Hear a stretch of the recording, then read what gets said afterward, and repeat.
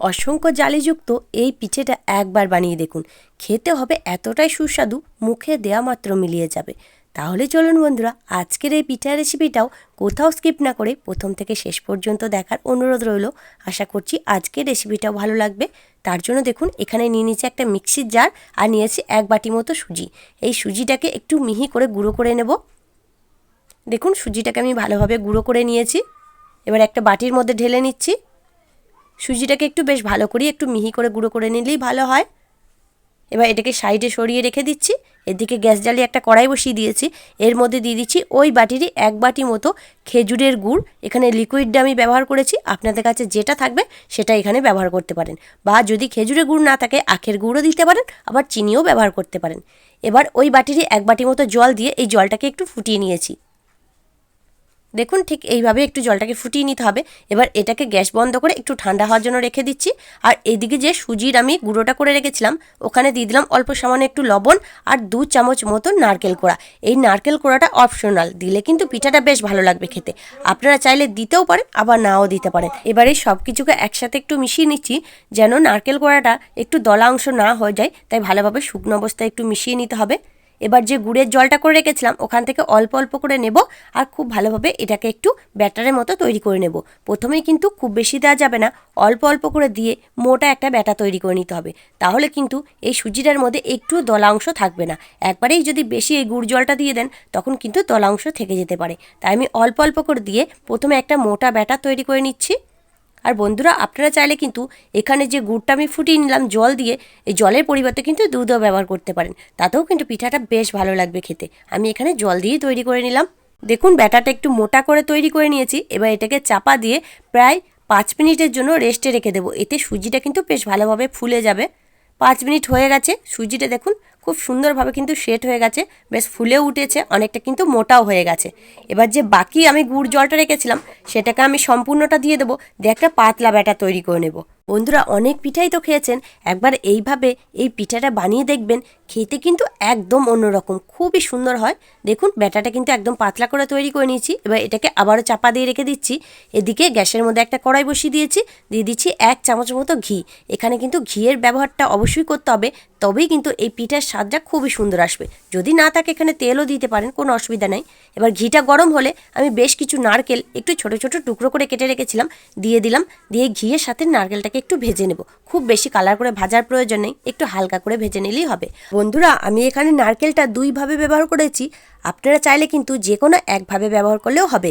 এইভাবে টুকরো করেও দিতে পারেন, আবার কিন্তু নারকেল কোড়াটাও ব্যবহার করতে পারেন। তবে এইভাবে একটু নারকেলটা ভেজে দিলে পিঠাটা খেতে বেশি ভালো লাগবে। নারকেলটা ভাজা হয়ে গেছে, এবার নারকেলটাকে আমি নামিয়ে নিয়েছি।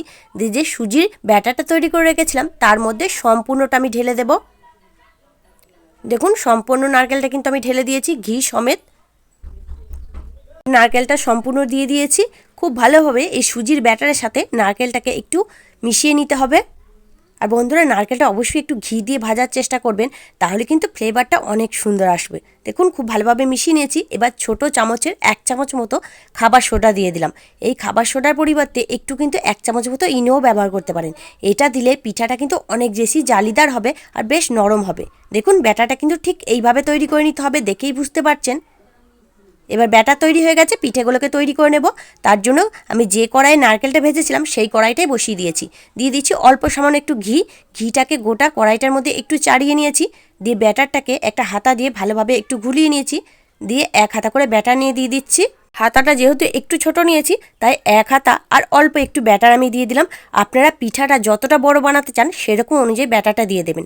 প্রায় 3 মিনিটের মতো একদম লো ফ্লেমে চাপা দিয়ে রেখেছিলাম। দেখুন, পিঠাটা কতটা সুন্দর তৈরি হয়ে গেছে, একদম অসংখ্য জালিদার। দেখুন বন্ধুরা, কতটা সুন্দর হয়েছে। এবার এটা তৈরি হয়ে গেছে, নামিয়ে নিচ্ছি। আবারও ওই একইভাবে আমি ঘি দিয়ে দিলাম। ঘিটাকে আবারও কড়াইয়ের মধ্যে একটু চাড়িয়ে নিচ্ছি। দিয়ে আবারও ওই একইভাবে ব্যাটাটা থেকে আমি 1 হাতার মতো আর অল্প একটু ব্যাটা নিয়ে দিয়ে দিচ্ছি, প্রায় 1.5 হাতার মতো ব্যাটা দিয়ে দিচ্ছি। দেখুন, ওই একইভাবে আমি ব্যাটা দিয়ে দিলাম। আবারও এটাকে চাপা দিয়ে একদম গ্যাসের ফ্লেমটা লো করে দিয়ে প্রায় 2 থেকে 3 মিনিট রেখে দিলেই পিঠাটা তৈরি হয়ে যাবে। দেখুন বন্ধুরা, এই পিঠাটাও কিন্তু সুন্দরভাবে তৈরি হয়ে গেছে, আর এটা কিন্তু খুব সহজে উঠেও চলে আসবে। দেখুন কত সুন্দর ফুলে উঠেছে একদম, আর কত সুন্দর জালিদার হয়েছে। আবার একটা তৈরি করে দেখিয়ে দিচ্ছি। ঘি অলরেডি আমি কড়াইয়ে দিয়ে দিয়েছিলাম, দিয়ে ওই একইভাবে ব্যাটারটা আমি দিয়ে দিচ্ছি। খুবই সহজ বন্ধুরা, অল্প সময়ে তৈরি হয়ে যাবে, বেশি সময়ও লাগবে না এই পিঠাটা, আর খেতে কিন্তু সেরা সেরা। দেখুন এই পিঠাটাও কিন্তু আমার তৈরি হয়ে গেছে, এটাও দেখুন কতটা সুন্দর হয়েছে। এইভাবে যতগুলো হবে আমি সবগুলোকে তৈরি করে নিয়ে আসছি। তৈরি হয়ে গেল আমার দুর্দান্ত স্বাদের পিঠে। কতটা সুন্দর হয়েছে দেখুন বন্ধুরা, দেখেই বুঝতে পারছেন একদম কিন্তু তুলোর মতো নরম, আর কত জালিদার হয়েছে দেখুন। খেতে কিন্তু খুবই সুস্বাদু, আর এই নারকেলটা দেওয়ার কারণে এই পিঠের স্বাদটা কিন্তু একদম দ্বিগুণ বেড়ে যাবে।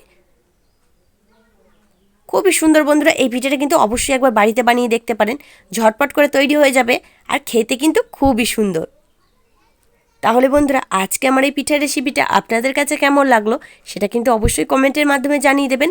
দেখে যদি একটু ভালো লেগে থাকে, আপনি যদি নতুন বন্ধু হয়ে থাকেন, একটা লাইক দিয়ে চ্যানেলটিকে সাবস্ক্রাইব করে নেওয়ার অনুরোধ রইল। তার সাথে পাশে থাকা বেল আইকনটিকে প্রেস করে দেবেন, তাহলে আমি যখনই কোনো নিত্য নতুন ভিডিও দেব তার নোটিফিকেশন সবার আগে আপনার কাছে পৌঁছে যাবে। তাহলে আজকের মতো এখানেই, আবারও ফিরে আসছি অন্য কোনো দিন অন্য একটা রেসিপি নিয়ে। ততক্ষণ আপনারা ভালো থাকবেন, সুস্থ থাকবেন। ধন্যবাদ।